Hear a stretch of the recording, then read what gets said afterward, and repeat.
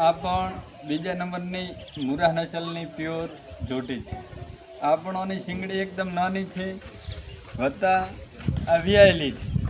આની પણ તમે હાઈટ તમે જોઈ શકો છો કે મારા મિનિમમ નાક બરોબરોની હાઈટ છે. આ પણ 2 દાંત છે.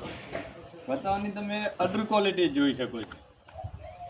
અડર ક્વોલિટી એકદમ ક્લીન, 12-13 દિવસની વિયાયેલી, દોવામાં એકદમ ગરીબ આવે છે. એટલે મુરા નસલ ખૂબ સારી અને દૂધવાળી ભેંસ હોય છે અને ગરીબ પણ બહુ હોય છે.